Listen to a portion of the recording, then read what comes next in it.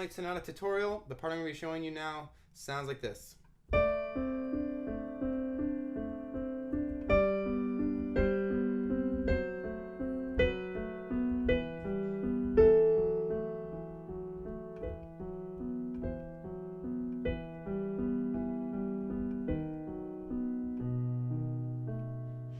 And you notice I sort of slow down at the end. That's because there's a ritardando at the end of that little section, which just means slow down. So, okay, so the first thing I want to show you is the right hand. I'm going to show it to you in this octave, although you'll be playing it up here. But I just want to show it so it's in the middle of your keyboard, on the screen. You're going to start with the D in your right hand, and you're going to play it for a count of 3, and then you're going to play it again on the 4 beat. So for this section, it's really important that you count the measures, the 1, 2, 3, 4, that you understand where each of these notes falls in that time sequence, okay? So I'm going to be doing my best to outline that for you. So you're going to start with the D, and you count for 3. 1, 2, 3, 4, 1. So you play that note again on the 4, and then you move to a C to start the next measure. And after you move there, it's going to move fast. So let me show you again. I'll just move slowly, and I'm going to move right through all this stuff. I'll write above the keyboard what to expect, okay? So D, 2, 3, D, C, C, B, B, A, 2, B, C, B, 2, B, 2. And now I counted numbers. If I was counting a number after a letter, that just means you like hold that for an extra until that count is over. Okay? So let me do that again really quick. D, 2, 3, D, C, C, B, B, A, 2, B, C, B, 2, B, 2. Okay? So that's the key there. When your right hand has that, when you have that in your right hand solidly, then you want to start adding in the chords. And basically what's going on here is your left hand is arpeggiating these little chords. So if my right hand is playing this D, your left hand is doing this. And basically what's going on there is I'm playing this A, C, and D, and I'm arpeggiating it from the left to the right. But I would recommend actually practicing this section by just playing block chords until you're comfortable with the chords, okay? Yeah, so that's what I would recommend doing. If you're already comfortable, you want to just jump to it, you can try arpeggiating instead of just playing block chords. All right, so let's move on. Left hand. When your right hand is playing that D for the first time, as I said earlier, your left hand is playing an A, a C, and a D. So I'm going to play it like block chords, and then I'll move on to each chord and show you, and you can choose how to play it yourself.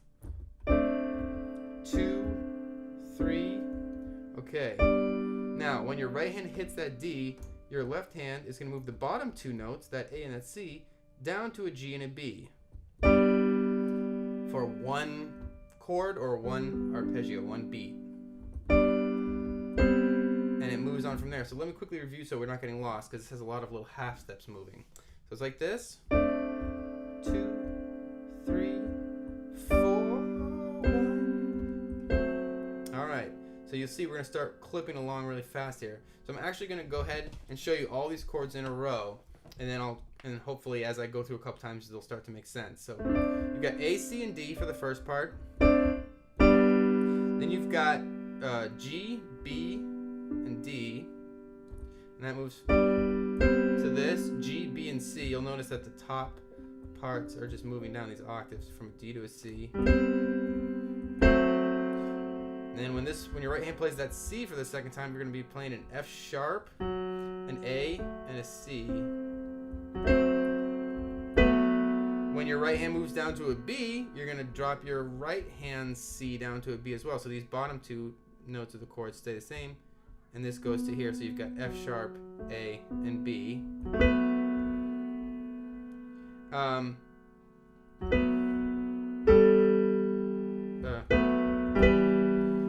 And then you're going to move, while this is still in this B, the second time, you're going to drop to an E, a G, and a B here. Alright? Then you move to this little guy, and this stuff starts to get a little interesting. You've got E, F sharp, and A. Whew. While your right hand is playing that A.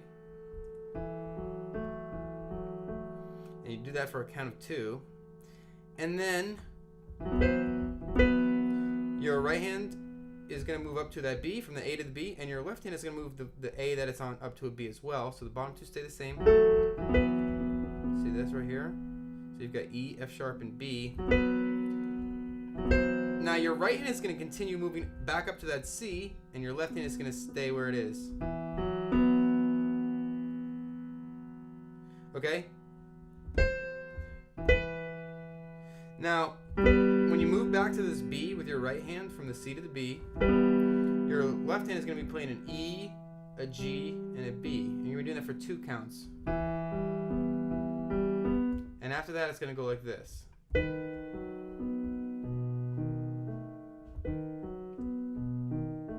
So you play that E minor chord basically in your left hand there when you're playing that B with your right hand for 2 beats. And for the second 2 beats in that measure, and this is the part that you're slowing down, the ritardando section, you're going to play that B again, and you're going to drop these 2 leftmost notes in your left hand. You're going to flat those, and you're going to play, you're going to drop them half steps. You're going to play a D sharp, an F sharp, and a B here, while your right hand is playing this B. Okay, you're playing that for 1 beat, and then you switch to a B, D sharp, and A, while your right hand is sort of not doing anything else anymore, but still just holding this note. So I think a good thing to practice is those last 2 left hand chord changes, which is D sharp, F sharp, B, B, D sharp, A. So I play with my 3, 2, and 1 fingers, the first 3. And the next 3 I play with my 5 finger, my 3, and my thumb. Or 1 finger. So I practice like this. And repeat. And repeat until it's perfect. So that's how I would recommend practicing that little left hand part. So that's pretty much it. I'm going to show you one more time, just a real quick review. And I'll try and walk through slow, and then it's on you to practice. So right hand starting with D. 3 times on the 4th, drop to the C,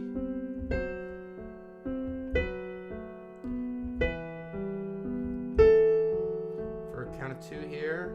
The right hand continues up, E minor chord here, ritardando at the end. I hope that helps you. That's the tutorial. Don't forget to rate, comment, and subscribe, and I'll see you next time.